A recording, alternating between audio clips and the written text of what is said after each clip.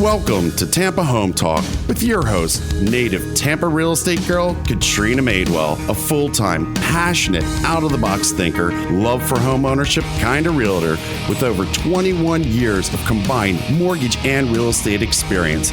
Tune in every week at this time for expert advice on everything you need to know about home ownership, finance, maintaining great credit, building wealth, and making your everyday life better, and how you can be financially successful today and tomorrow. Remember, love where you live or let Katrina fix it. Now, here's your host of Tampa Home Talk, Katrina Madewell. Good afternoon. Thank you so much for joining us this afternoon on Tampa Home Talk. We are delighted to have you here. We have a fantastic show. I think I say that every week, right, Chris? But we really do have a great show lined up for you this week. Really excited to bring you our guest for today's topic. And the premise for today's show is going to be how to buy, sell, or create a business. And so we're doing all these New Year's resolution themed topics for January, and we thought, what a great show, saving kind of one of the best for last. We are live in studio today, so you might want to take down our call-in line in case you have any questions for our guest. 727-441-3000. Again, that call-in number is 727-441-3000. So our guest today is Joy Randalls. She is the brains operations CEO. Do I have that right behind Startup Grind? Of course. Okay. And she leads the efforts for Startup Grind and also is the founder and CEO for New Market Partners. She also has launched 16 startup companies, had 2 IPOs, 9 acquisitions, raising over $350 million in capital, and seen hard work and pay off really for just experiencing failure yourself. Yes. Which we were talking about that before the show started. That's it, you pay for that learning experience one way or the other, whether it's in failures or education, you're going to pay for it. She also has she's a speaker on entrepreneurship very regularly, like we're lucky to get you here for Tampa Home Talk, security and mobile, and New Market Partners helps emerging tech companies create scalable business, performs due diligence for capital raising and M&A. Joy is also the co-founder of 2 additional current ventures, Applied C2, which is a cybersecurity company, and Envision Communications. Which does... Actually, structured cabling, data center wiring, all those types of things. Okay. And so she's an active angel investor and board of directors for Technovia Florida. Yeah, Technova Florida is a nonprofit which hosts Bar Camp Tampa Bay, Ignite Tampa Bay, and other educational events for entrepreneurs. Which is amazing. We'll talk about Bar Camp in a minute because I have been to that event. And she's an organizer for Startup Weekend, Ignite Tampa Bay, Bar Camp. I mean, I could talk about you in an introduction for the first half of the show. But without further ado, I would like to welcome Miss Joy Randall. Thank you for joining us. Hey, thanks for having me. I appreciate it. So we'll talk about Startup Grind. We'll start there. Just sure. Because, I think a lot of people that know you or follow you on Twitter probably know you best for that. Sure. I would say. So Startup Grind is actually events we have all around the world. So now they're in more than 170 cities in 65 plus countries around the globe.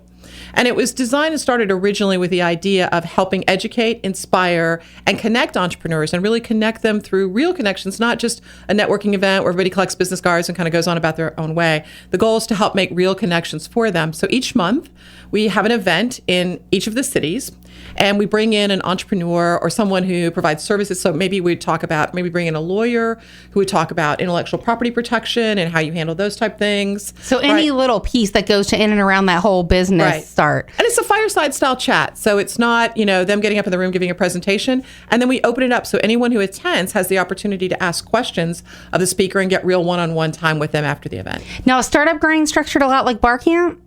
No, like Bar Camp's completely unstructured, right? Okay. So Startup Grind, we pick the guests, we invite them in, we promote them. Like next Tuesday, we have an event. We do them now at Cowork Ybor in Ybor City, which is adjacent to the Blind Tiger Cafe, which people may know better than knowing co-work Ybor. And the lady who's coming in is a lady named Jan Mercer-Doms. She is the managing director of Plum Alley, which is the largest crowdfunding platform for female entrepreneurs. And they crowdfund all types of ventures that are for female entrepreneurs, not just technology. So it could be clothing, painting, creativity, anything like that. And so she's coming in from New York, and we'll have her as our guest. Now, before, just to break it down in the most simplistic form, because I like to do that, can you explain a little bit to the person listening what crowdfunding is? Sure. So crowdfunding means you have an idea, right? And you launch a campaign. So it's an online campaign. There's a lot of different sites. People would probably know things like Kickstarter or Indiegogo, right? So Plum Alley, the founder of Plum Alley, she came up with an idea. She said she started coding mobile for women in New York, which is the biggest group of teaching women how to code for mobile technology. And she said, well, that's not really enough. So I want to now do it for, things that branch beyond that enable all women in all different things. So she came up with the idea to take all the things that she was doing there, all of her marketing background, and put it into a platform that kind of gives you all the tools you need. So teaching you how to make a video so that your crowdfunding campaign is successful. Gotcha. Right? How to market it, how to do those types of things. And it really is designed all around women. But the guys can come too, because they'll learn a lot about marketing and a lot of other things from that. But the platform just don't complain about the estrogen in the room, guys. No, it actually could be good if they want to meet lots of great women. They should probably come out. I love that thought. The crowdfunding, though, it's interesting because I've watched some of these, like, for example, on Kickstarter, when they're trying to go, and the premise behind that is like a lot of people donate from a lot of different places, and then they usually get something in return. Back? Okay, so, so it could be like you could sponsor something if you're making a tangible product. Usually they get a tangible product in advance or some limited edition of a product. If it's software, then you get the software before it's released to the public. You might get a cool T-shirt, those kind of things. A really successful one ran here in Tampa for two different companies. One is Black & Denim, which is a clothing company. They did a phenomenal one, raised 5 times what they were originally trying to raise. And they got clothing, right? Was what the people got back that did that. And then Tampa Hackerspace, which for people who want to make tangible products and those type of things, which is here, they did want to raise money to fund their new building. And they gave away things, and they raised double what their original platform, what they were looking for in capital. It's interesting. What's the range that you're seeing, for example, when you talk about crowdfunding and, a lot of people contributing from a lot of different places? What's the range in the end look like if that's done right? Like, what's the range in price that someone could raise doing that? There have been people who've raised as little as a few $1,000s, and there have been people who've raised almost $1 million. It really depends on what you're doing. There was a company I read about the other day called Jibo, Jibo, and they've made a robot for families to have at home. It's very unusual. You should go check it out. But they're based in Boston, and I believe they raised $1.8 million. Wow. Crowdfunding. We'll post that on our website at Tampa Home Talk. You can find us at tampahometalk.com, on Twitter at Tampa Home Talk, and just across the web, Facebook, all those fun little places. So when you talk about, and you share on this like to many people all over the U.S., but when you talk about business challenges and somebody thinks about, okay, starting a business or building a business, like where do I start? Like one of the best books I've ever read personally about business is The E-Myth, because they kind of break it down and tell you how to go there, but I don't think a lot of logistics are sort of missing in that. Yeah, I think there's, it depends on where you are in this stage, right? If you're just starting out, I think, figuring out how to take your idea is the hardest part, right? You've got that back of the napkin kind of thing. Right. And how do I know if people really pay money for this, or how do I validate it? Those kind of things. I think that there's a methodology called Lean Startup, and it applies to things outside of tech. It was started by a bunch of tech guys. So when you say Lean Startup, is like L-E-A-N? Yeah, like L-E-A-N. And there's a thing called the Lean Canvas. And it actually teaches you how to kind of validate whether a product will work or not, how to go and test with customers. How do I get out of the building and go find out if somebody will give me money? I'll give you a great example. When we were naming, I had a company, Velocitude, so velocity and altitude, right, kind of combined into one word. We sold that company to Akamai at the end of 2010, but it was a mobile company, and we literally put pieces of paper together, made the name, and walked down the street before we decided to name the company, and there were like 5 of us, asking people if they understood what the name meant, right? So, and then we said, if we had this, and so we said, so they like the name, so we're like, good, we're onto something. It's in the Urban Dictionary now, by the way. Wow. And when we started the company, we started out saying we're going to do web development and mobile. So we're going to do social and mobile. And what we learned really quickly after we went and talked to some potential clients is nobody really cared about the social thing. There were a billion other people doing it, and people said, yeah, whatever, great for you. But the mobile side of it and how you would take content and display it on mobile devices, right? That was really interesting. So the company, we quickly evolved and switched things around.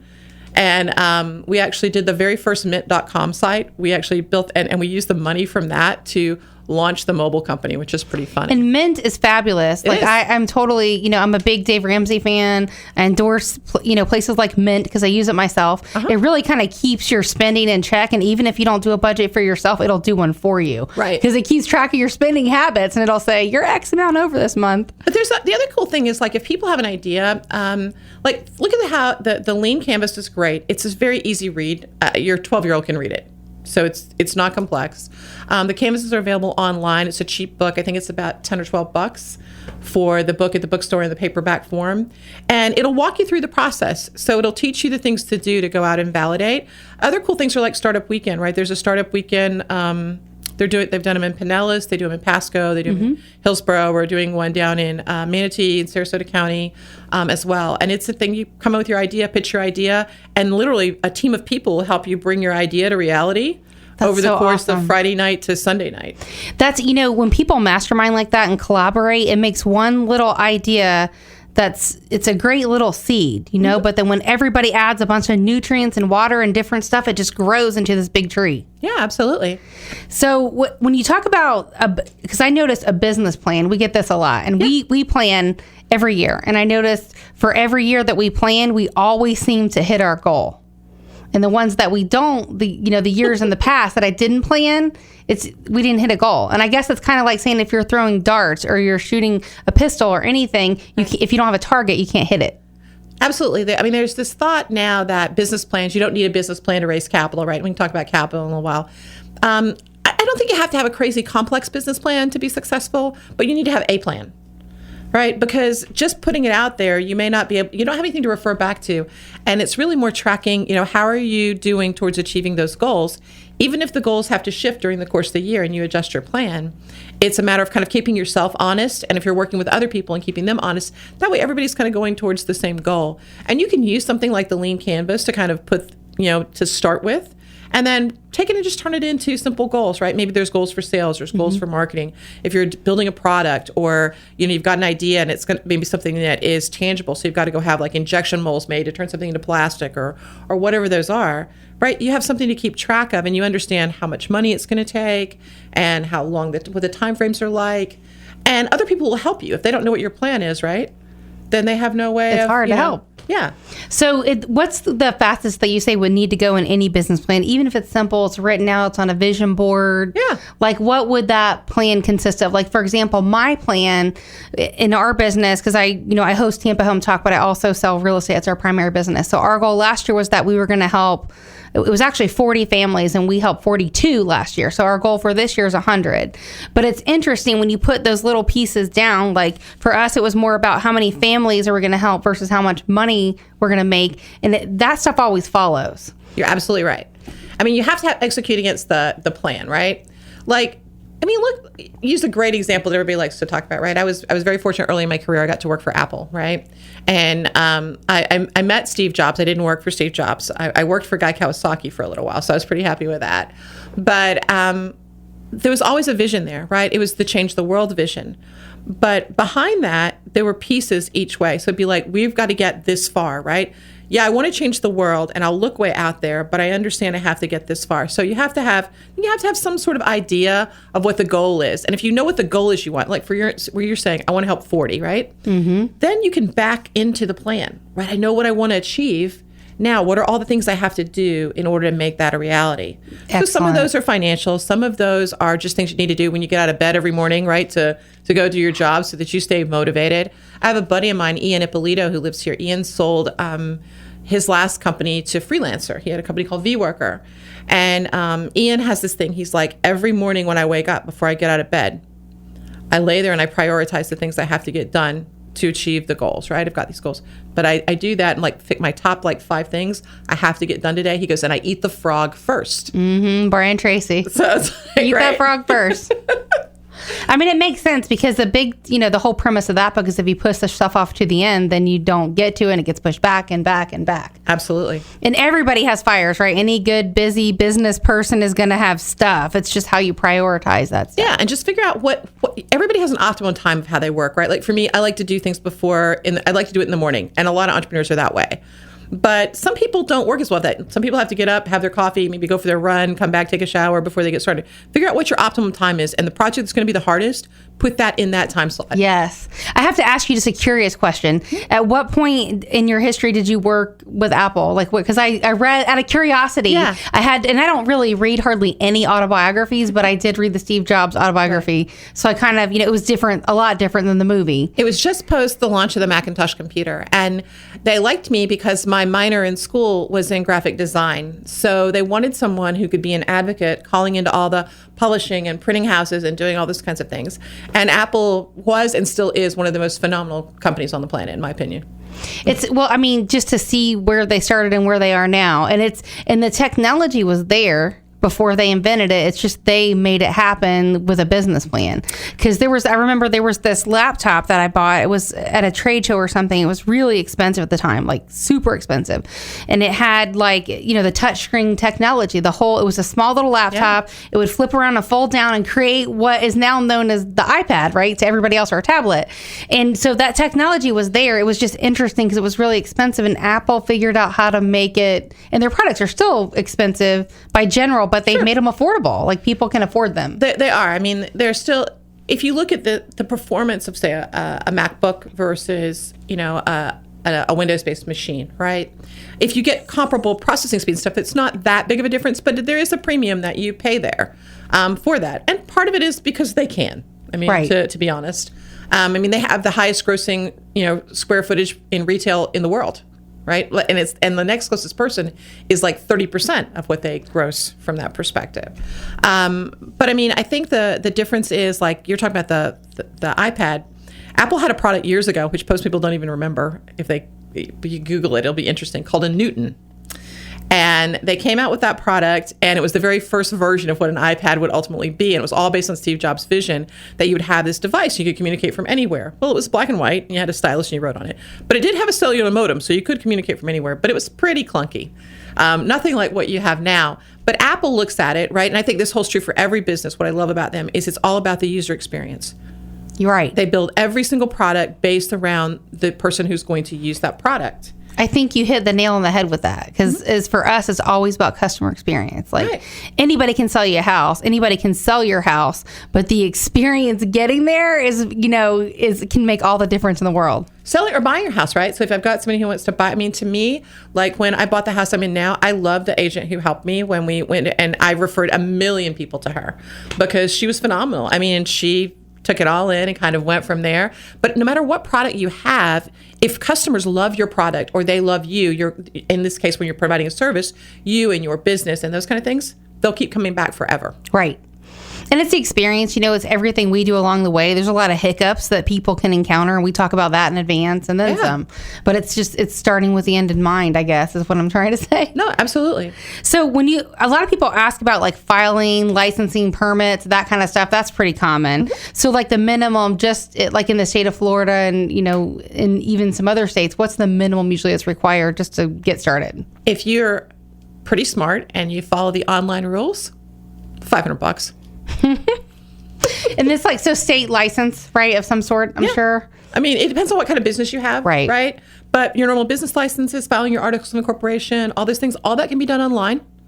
And literally, it's about $500 in cash to make that happen. If you've got some special, like you're going to be an electrician or you're going to do something like that, special licensing, there'll be a little bit of different things around that. But most businesses, to cover your city licenses, if you're going to have sales tax, all your filings, $500 will do it. It's interesting. It's such a small amount. Like anybody can save $500. Yes. Anybody can save $500. You could even include your website in there. Wow.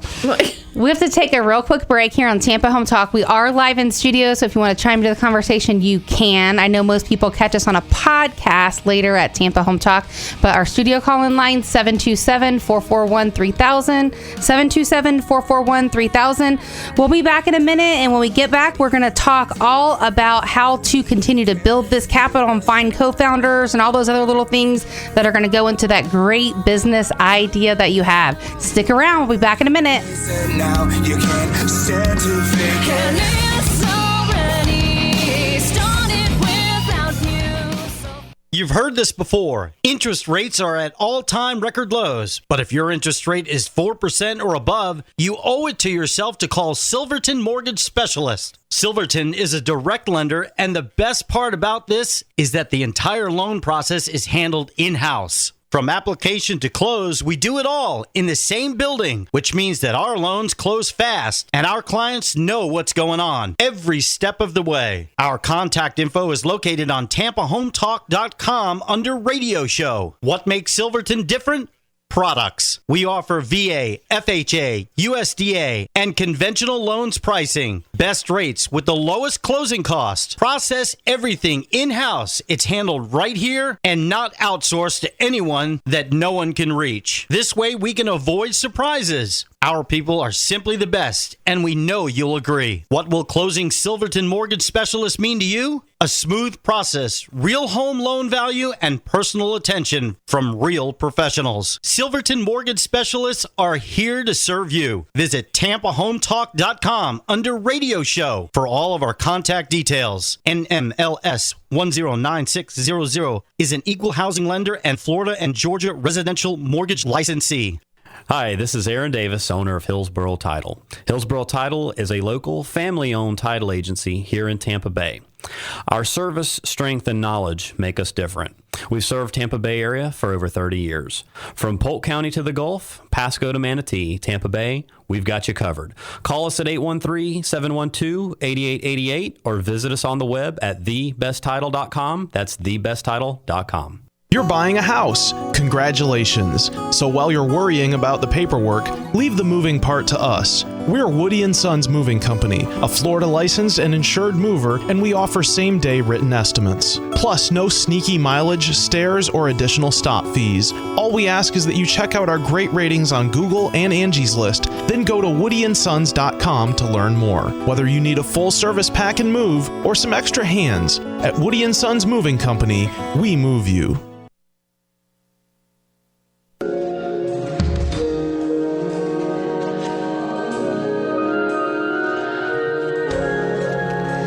Welcome back to Tampa Home Talk. Thanks so much for rejoining us this week. You can catch us here every week, same time, same place. Today's show is all about how to buy, sell, or create a business. And we're talking a lot more about the creation side today because we have Joy Randalls in here, starter of Startup Grind and a whole slew of stuff, which we are going to post on Tampa Home Talk. So just check us out at TampaHometalk.com, also across the web on Facebook and Twitter. Studio call-in line, 727-441-3000, 727-441-3000. In the prior segment, we were talking all about, do I need a business plan? How can I start up capital? Some of those things. And then during the break, which is probably a great place to start because we'll get going another direction, I'll forget. But like we talked about if you're starting to by yourself versus with a partner. Right. So if you're starting by yourself, you don't necessarily have to have a lawyer. If you're going to do something with a partner, I always advise everyone to have a lawyer drop an operating agreement for you, right? So if it's just you, then hopefully you're not going to cheat yourself, so it'll work out just fine. Everybody will love each other. But when you first start out, whether it's one founder, two founders, three, however many are there, everybody's happy, right? We're going to go build this great business and we're all going to make lots of money. Yeah, everybody's in. And it's all in, right? And then when times get tough and you have to make decisions, you should talk about things like, how are you going to make a decision, right? If there's two partners, right? Do you both have to agree? What happens when you can't agree? How do you arbitrate that? And, if you've got multiple partners, is it an equal equity split? Is it not equal? Is somebody putting in capital and other people are putting in sweat equity? You kind of need to work through all of those things and do it up front. So there's not any misunderstanding. And when you have problems that you go through, then you have agreement to refer back to and go like, hey guys, this is what we agreed to. So imagine an exit plan is built into every single one of those. Right. So if it totally doesn't work out and We Absolutely. have to leave. How do we deal with that? Gonna figure this out. What about non-competes? Like, do you have any take on that? Yeah, actually, it's funny because I moved here from Georgia, and a non-compete will not hold up in Georgia ever. However, in Florida, it's a little different. If you have one written really, really well, they have a tendency to hold up down here. So I caution both parties. If you're going into a business where you're the one bringing all the IP, intellectual property, into the business, I don't know how keen I'd be on signing a non-compete if it were the only kind of work I'd done my whole life. Right. That might permit me from going and doing something Because you're building else. it. Anybody can get capital, like you said. So I think you have to kind of work through that and come up with something that works for both parties. If you're hiring employees and you're afraid, you want to protect your IP, I think having a non-compete is a really good way to go. Have a lawyer draft one up for you. You may have to negotiate a little bit with different employees, and that's really a personal decision you'll have to make of how much are you willing to flex on that in order to get an employee that you want. But it's always a good idea, and it's not super expensive. If you find a good small business lawyer, it's not a ton of money. Well, something's better than nothing. Something's better than nothing, and it'll cost you a lot more later than it will up front. Oh, yeah. It always costs more later. So how do you protect your great idea? Like, you talk about IP and intellectual property, and I have this thing. Like, I'm thinking about this client that I had once, and he created this thing called the diaper belt, like where people would always take their diapers off, and, some kids smear stuff wherever and whatever. But he created this thing called the diaper belt and got someone produced, and I don't know. I think they moved to Germany. I don't really know where he landed with that. But I just thought it was interesting that, they started with something like that, got an idea from a need, right? I mean, that's usually how it happens. Like, when people come up with ideas for a business, that's usually like either something bothers them, right, that they can't figure out, or they see somebody doing it. Sometimes people will be working for another company, right, and they see a need that the company is not filling, and they end up deciding, hey, I'll go do that, Hey, I right? can make a business out of this. I already know who the customers would be that would buy it. I'll go do that. If you have IP, there's two different ways of looking at it, right? You may have something that's patentable. If you have something that's patentable, you can actually do a patent search kind of on your own. As a matter of fact, there's an event, and I can get you the information on it. I don't know off the top of my head. It's coming up next week, and the lawyer is a guy named Chris Paradis. Paradis Law, spelled like paradise. Here, he's doing a free event next week, kind of talking about how to do a patent search on your own. In Tampa. I'm not sure exactly of the That's location. nice. Well, we can post it at Tampa Home Talk. Yeah. We'll also tweet it out at Tampa Home Talk and on Facebook. And if it's something you can do a patent, right, then you need to have a patent lawyer after you've done the basic search, right, to draft your patent. There's a lot of good patent lawyers in this town that are out here. What's the cost for something like that to patent an idea? It depends. It could be as little as $2,000 or $3,000, and it could be as much as $50,000, right, or more. Why does that vary based on the product? It does. It varies a lot. So if there's lots of engineering drawings and schematics and things like that associated with it, it gets more complex. If it's something that's a relatively simple search and you can do it, there's some great people who volunteer their time, like out at USF Connect, that can give you some good advice on what it would cost. There's a lawyer out there who gives his time named Tom Toner, who's an intellectual property lawyer and a patent lawyer. He's quite good. But you can also protect ideas that aren't patentable. And most people don't know that. So it's called a trade secret policy that you create inside your business. And it's more about processes, right? It could be like, maybe you've created some really cool way to do something on the web, but it wouldn't be patentable, or it'd be so expensive to patent it that it would take you so long and it wouldn't really matter. Like, those type of patents, they take us a long time to get certain software patents, right? You can craft a trade secret policy and be very descriptive in what you put in it, and make sure that it's filed with your corporate documents. You don't have to send it to anybody else. But if you have an employee come in, we were talking about non-competes, right? Let's say I'm going to go hire a developer now to come in and develop the product. So I have to make him privy to what's in my trade secret policy. He signs an agreement stating that he will not disclose that information anywhere else. If he does, then he's subject to a lawsuit himself. Right. Right? And it's a great way to kind of protect it. The other thing it does is when you go to sell your business, let's say you're going to sell that business later, and you're negotiating with the buyer on the other side, you don't have to really disclose that. You can say, it's a trade secret policy. I don't want to make that public because it's not a patent. So until we have a term sheet that we all agree to, right? You've offered me this, that we all agree to the terms. Other than that being validated, then you don't show them any of that information. And speaking personally, when we sold Velocitude, the company that was doing the mobile web, it made a $5 million difference in the price of the company. Wow. So just that's a that lot one of money. little idea is worth $5 million. I And love it. It probably cost us $1,500 to have the agreement drawn up by the lawyer. So we thought it was a good deal. I would say so. That's a good exchange of time and money. So at what point do you think, okay, I might need a co-founder, I might need, a board of directors, and some of these things that get a little bit more complex as businesses can grow? I think you get started, right, with your idea, validate your idea, make sure it's something that's out there. You may need a co-founder for that, depending on what you're building. Maybe you're the person who has the idea, but you're not the engineer.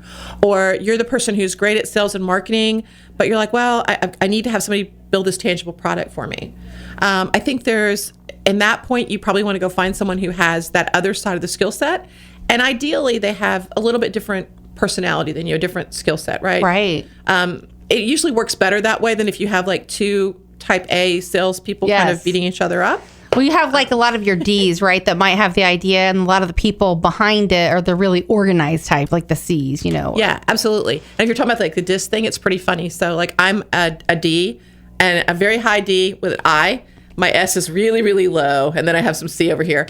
My business partner in my other business is a very odd combination. He is actually a DC.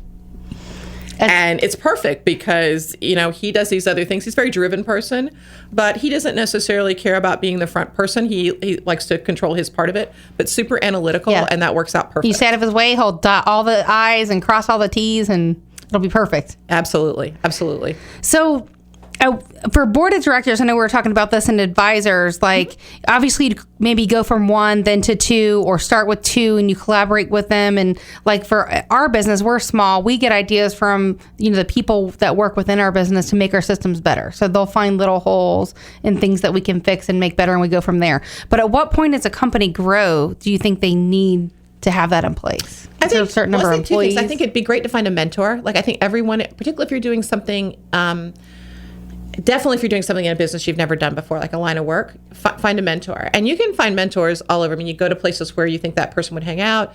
Go to your local SCORE office. It's 100% free, right? And you can go online and look at SCORE and see, is there someone who lives near you who's done this type of business? Would they do it? Use LinkedIn, find somebody who's like, I want to bounce ideas off of you.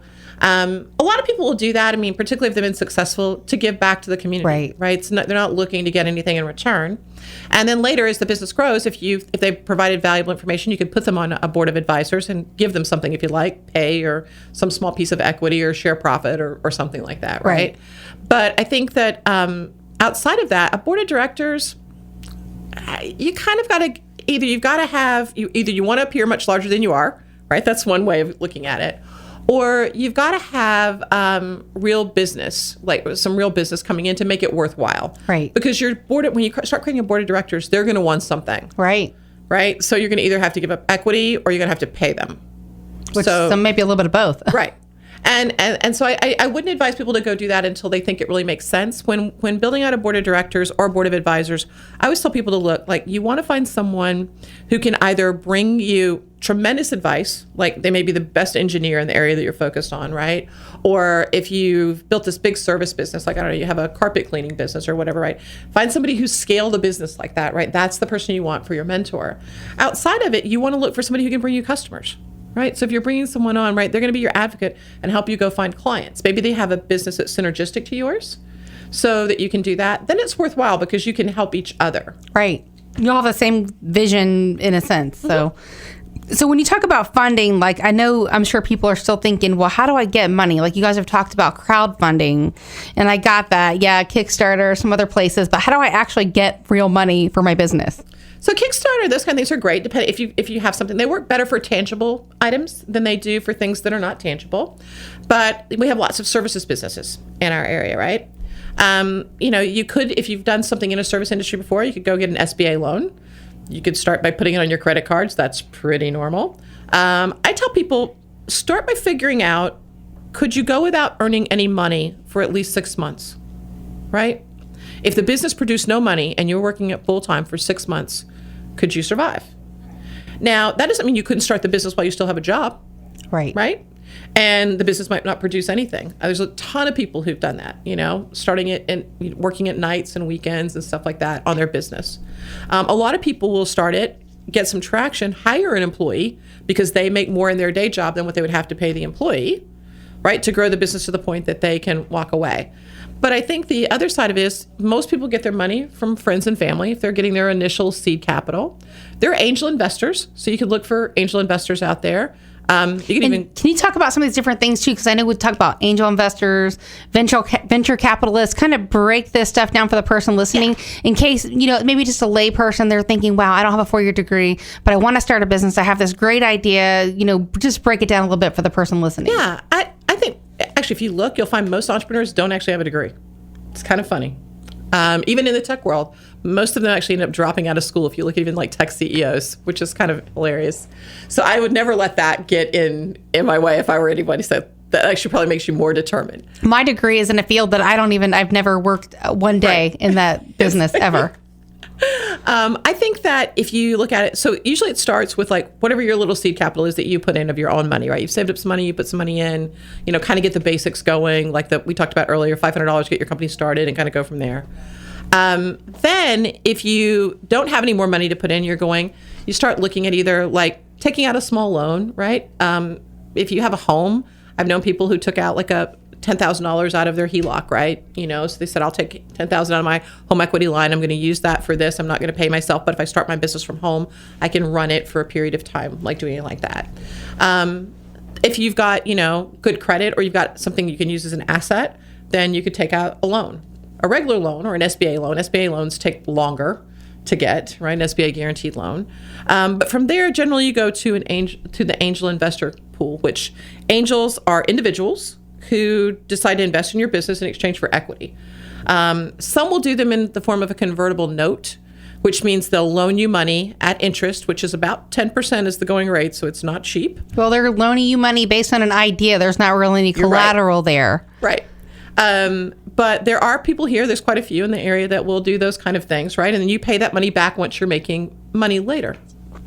And then for venture capital, that's generally, I've gotten through it. I've got something tangible, right? There are exceptions where you go with an idea, but I've got something tangible or at least an alpha version of my software, or I've got something here. And then you go to a venture capital firm, pitch your idea, and they take a chunk of equity in exchange for this. So what people would be familiar with, like Shark Tank? Like Shark Tank. So the guys on Shark Tank are technically angel investors. Okay. They're angel sharks. But you have guys like Mark Cuban, right? Mark Cuban has investments in like over 1,400 companies, I think now. I mean, but for Mark Cuban to write a check for $50,000 is really nothing. Right. Right. Now, would you say a lot of the angel investors, some of these people maybe pulled money out of other places, like when the stock market started to crash, or other places where they just wanted to maybe spread their eggs out a little bit? A lot of them have, and a lot of them, you'll find the majority of them are business owners themselves, right? They've been entrepreneurs in the past, and they've had successful businesses. They've exited those businesses, or they're making capital. And so they're making choices to, A, make more money, and B, help other entrepreneurs. And it makes sense. I mean, like you say, you reap what you sow. So if you've been given and you're fortunate, you should definitely give back to help somebody Absolutely. else. Help them grow, help them learn. We have to take a really quick break, but we're going to be back in just a minute. When we come back, we're going to talk about how do I get those initial customers? How do I pick a name? Like that's like naming a child, right? How do I name my child? Right. We're going to talk about these things and a few more when we come back in just a few minutes here on Tampa Home Talk. You can catch us across the web, Facebook, Twitter at Tampa Home Talk. Back in just a minute.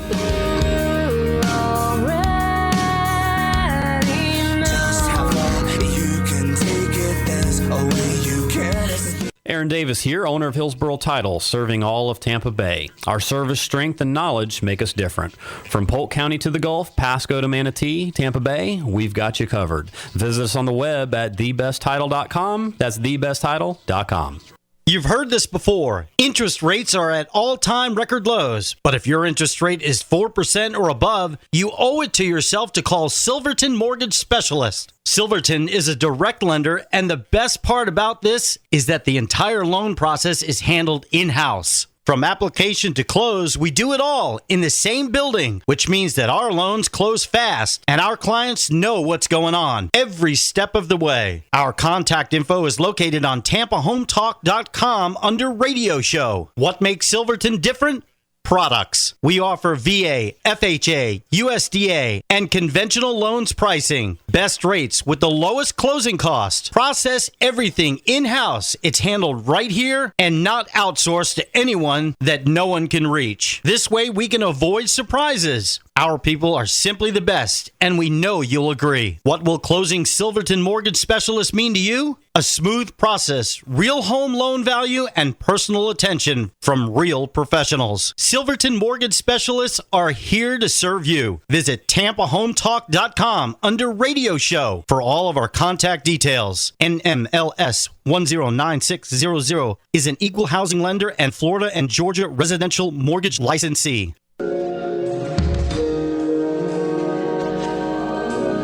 Welcome back, and you're listening to Tampa Home Talk. I'm your host, Katrina Madewell, and we're here today with Joy Randalls, the brains and operations behind Startup Grind and many other things, talking all about how to buy, sell, and create a business, more on the creation side today.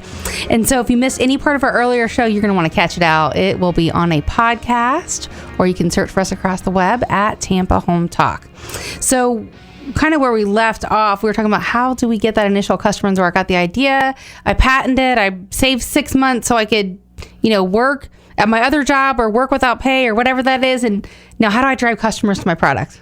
Well, I think it depends on what your product is. So you can start with marketing. If you understand, part of your process of building out is figuring out who your target customer would be, right? So as you go through that, if it's a service business, I've seen people go door to door, right? Or go business to business for that matter, right? B2B, let's say you've got a service business that provides services to other businesses, going in and letting them see you, right? And that, who you are, so they know that they could actually trust you or those kind of things. Ask for referrals through people that you know, right? Send everybody that you know. If you launch a new business, send an email to every person you know and say, this is what we do. This is what we're looking to do. Please tell your friends about us, all those kind of things. If you've got a large network of friends, do that. If there's industry areas where the product would be a focus, so let's say you created something that would be of interest to real estate people, right? So real estate sales agents, then, I would go and say, how can I target all the real estate organizations that are out there, right? But and the broadest net that you can cast, I think, to get it in front of the right audience is good. Email is pretty cheap or free, right? In how you do that. You can use things like if you can create an email list, you can either send personal emails, or you can use tools like MailChimp. MailChimp's free. Yeah, I was going to say, that's a good one too, because most emails you can only send so many. Yeah, MailChimp, I think on the free account, you can send up to 2,000 at a time.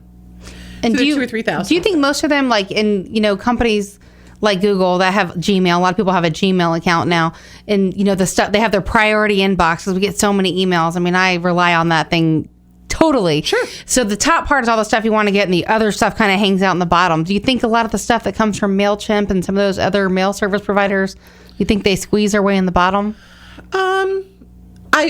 It's a good question. I'd have to go and check next time. I'll send one to myself and find out. Or you send it to me, I'll let you know. Text me back. It's okay. I think that a lot of people, if they only use their Gmail account, maybe. I don't know. Now that they've got those kind of things. It's a curious question, because stuff is always changing. Like Google's always changing their algorithms. Yeah, Google's a whole different. Yeah, the rules animal. are never the same. It's like a moving target. And there are others like Constant Contact, which definitely don't do that. But Constant Contact and those kind of things are a paid service. So I always try to tell entrepreneurs, if you're just starting out, right, and you have a limited budget, use the free tool first. You can always upgrade to the other tool later. So you have tools like that. For managing email, there's a new one called SaneBox, which is great for prioritizing emails and stuff. And that's kind of free. If you want to get a great business email address, right? Google has Google Apps for Business are $5 per user. Wow. Per month. So, it's one less Starbucks you can have. Right. It's kind of how you look at it that way. But that gives you not only your email, but it gives you your spreadsheet document stuff. It gives you cloud storage, all those other things. So if you're exchanging things back and forth, you have access to all that as well. So I have a suggestion and a thought, and I'd love to hear you chime in on it, but I'm just thinking about myself. We talked about the first business I started, I was 23. And granted, technology wasn't then what it is today. You know what I mean? But it was still out there. I would have had to look for it. But I think and this is kind of just what I see in the facet of dealing with different people. And one of the mistakes that I made early on was not having a CRM or a customer relationship manager, some type of a database where you can keep track of your clients and your prospective clients and that type of stuff. Do you want to chime in on that? I would definitely say you want to have that. There's tons of tools available. There's some that are free. There's some that are paid. Like Salesforce actually was free originally, and they started charging, but then they came out. Now apparently they have a new version, which I think is free again, for startups, like specifically for an entrepreneur who's starting out, right? And if it's just you can usually get something that's like 1 user or 2 users for free. There's tools like Zoho has a CRM, which is 100% free. Sugar, those kind of guys have CRM. So I think that's really great. It lets you manage your list, like if you have multiple lists that you're mailing to and those kind of things. And you can always upgrade from all of those, right? They give you the small version for free and you upgrade as you grow. Right. Once you actually have revenue coming in. Have you seen any companies that maybe started and didn't do something simple like that and then they kind of advanced quickly, and I imagine it's hard to catch up at that point? It's painful to catch up at that point. I mean, I've lived through that before. And, because when the tools there weren't as many tools out there originally. No, right? And everything not was at really all. expensive. And so we'd make a decision like, we'll just track it on a spreadsheet. Right. Handwritten spreadsheet at that. Yeah, and that doesn't work really well later. So now it's changed so much that technology, there's so many things that are free. I mean, I do mean like literally free out there. It doesn't make sense not to have it. If you're doing events, right, you have tools like Eventbrite. There's a company, local company here called LaunchTrack, and goes like that. They do all these different things, and it's 100% free to you unless you're charging for the event, right? If you're charging for the event, they take like a 1% fee to do that, or like to like a maximum of like $2 a ticket or something. Which is amazing. Like technology, like just so it makes our lives so much easier. It does. So when you think about the name, like what are some of the things that you've experienced? We were talking about, how do I name my baby? How do I name this business? Like, what do I do? Well, I've heard all kinds of things. I was telling you during the break, I had a buddy of mine who just created a business here called Vocrio, and it's a creative agency. And Vocrio sounds like a crazy name, but it basically is I create in Latin.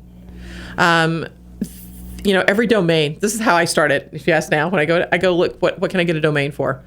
Which is painful. It's interesting you're starting with the domain. Right, because I know I've got to have online presence, right? So if I pick a cool name, but the domain's already taken, then I got to go pay some guy $10,000 for the domain, right? I don't want to do that.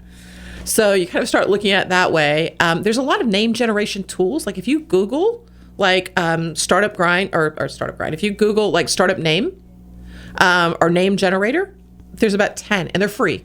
So you can go and start plugging some things in. But to me, try to make it be something that you could put a message behind, right? So like Vocrio, I create, makes sense for a digital agency, right? And something they can explain. Interesting name, but kind of makes people ask, well, what does that mean? What do you do? Conversation starter. Right. And it's a very simple explanation kind of on the other side. Or make it something that has to do with your business, right? Like Envision Communications, when we talked about your company, the way that name came about was we said, we're doing this, but we want to give people a single point to be able to view everything in their network, which is not that from any type of device. So if you've got your phone out and you want to look at it while you're at dinner to make sure everything on your network's working smoothly, you can do that. So we said, well, how is that? So it's like communications is part of it, but what if we give you Envision with an I, right? To be able to kind of see everything inside of your network. And that's actually how we came up with the idea. That makes sense. Because your cybersecurity company, right? So speaking of traffic and domains, what's some ideas to get some traffic moving in that direction? It's really, you mentioned earlier, like Google changing their algorithms. They change all the time. It's not like it was back in the day, like when there wasn't that many domains. And if you had a website, anybody that was on the web could find you and it was easy. The best way to do it, honestly, so there's two things, and we'll talk about SEO in just a second, but the best thing is good content. The better the higher quality content you have on your website, the better your rankings are going to be from a search engine perspective, the easier it's going to be to find you, right? And so you want to put things in and you want to update your content so it's relevant. And I understand, like a small business owner, I can't go like write a blog post every day, right? Create something where you have like an RSS feed coming into your site so there's fresh content based on things that are relevant to the people who be coming to see you, your business, right? And that will help keep that flow there. SEO, for anybody who doesn't know it, is search engine optimization. And what that is it looks for links and phrases inside your website and where they link back to. So you'll hear terms like link building and this and that and all the other stuff. And that's really what SEO relates to. It's more about having unique terms. And a lot of people pay per click advertising, which is okay if you know what you're doing and is okay if your business gets bigger. But it can get really expensive really fast if you don't. So don't let someone tell you that that's the way to start your business, because it's not. And things are so ever changing. Like, you have people like me and likely people like you that we're probably ignoring those prepaid ads anyway and going straight to the organic content. I look at what the organic search provides. The other thing about organic search, if it's the content on your website, it will be relevant no matter what device somebody comes to your site on. So you have to think about today, 54% of all web searches come from mobile devices. So you want something that's going to be there, and the algorithms on mobile completely ignore anything other than organic search. And most people don't know that either. That's good. That's a good little tip. And it's, everything really, like I was following those numbers a couple years back, and that number grows every year. Like the sites that people access on mobile. It does for a couple of reasons, I think. One is because mobile's everywhere now. But if you think about outside the U.S. too, like if you've got a client, if you're going to have a company that would have customers from elsewhere, a lot of other parts of the world, they don't have the same infrastructure that we do, and they never will from a wiring perspective. So they're mobile first there versus having something that is a wired, desktop or something, or now on Wi-Fi. Like everyone has Wi-Fi. Yeah. It's interesting. So when I know we were talking about pay-per-click advertising or like different types of marketing, is there like a percentage of the gross revenue that you should keep in mind when spending money on marketing? It's funny, even working for really big companies, I had always said that I would never spend more than 5% of gross revenue. Now that's just me. I think it depends on your business. If you're doing something that's really advertising intensive to get there, but if you look at it on the net, then I think you do the reverse and you look at what the net is, right? And you pick a percentage of net on how you go after spending that. But advertising, there's some other things that are really effective. Like I have a couple of friends here who do a lot of advertising with postcards. And people go, that's terrible. I'm like, yeah, I don't think it is, depending on what your business is, because people pick up their mail, they still read their mail, they still look at those things. So depending on what type of business you have, that may be more effective for your business than doing a ton of stuff that paid advertising online, right? Right. And when we think about a postcard, if you can get someone's attention in, say, 3 seconds or less, they don't have to open a postcard. Like how many times at junk mail, people don't even open it, but a postcard, you don't open it. I'll tell you another thing that's really cool. If you're selling a really high-end product, and you have to be able to selling a real high-end product because it's a little bit more expensive. If you send a FedEx to the person you want to get, you can guarantee it'll get open. There you go. Listen to these tips. Amazing, amazing, amazing, amazing. So real quick about your business, how can we connect people to you?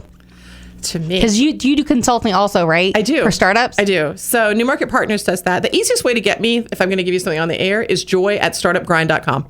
Okay, great. So, and if you follow me on Twitter, it's Joy_Randalls. So pretty straightforward. We're going to post that on Tampa Home Talk too, because I know sometimes people are driving or they're in their car and it's just easier to get it later.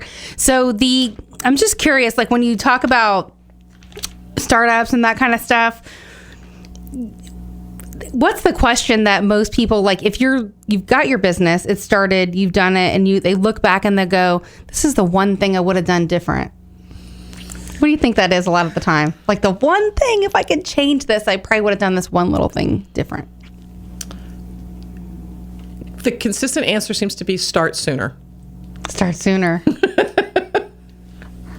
It's interesting. I mean, and that's true. I think a lot of people, especially if they have a good job, on a regular salary, it's kind of hard to break away from that. I mean, it's there's a lot of different analogies, right? People say like jumping off of a cliff and building your parachute on the way down, right? Or your airplane, those kind of things. And there definitely are some things like that. It's kind of like walking on razor blades some days. And you have to love it. Pick a business you love and you'll never work another day in your life. That's absolutely true. Joy Randalls here. Thank you so much for joining us on Tampa Home Talk. Thank you. The pleasure has been all mine, and I just can't wait it. Real quick, Startup Grind, certain weekend every month? Not necessarily. We try to do it the third Thursday, but this month it's a little bit different, and it'll be different in April as well. And we're going to post all those details again for Startup Grind, so you entrepreneurs or want to be entrepreneurs can get some information. Follow Joyce Randall on Twitter. We're going to post her handle at Tampa Home Talk, and we will be back here next week, same time, same place, same station. But for this week, we are out.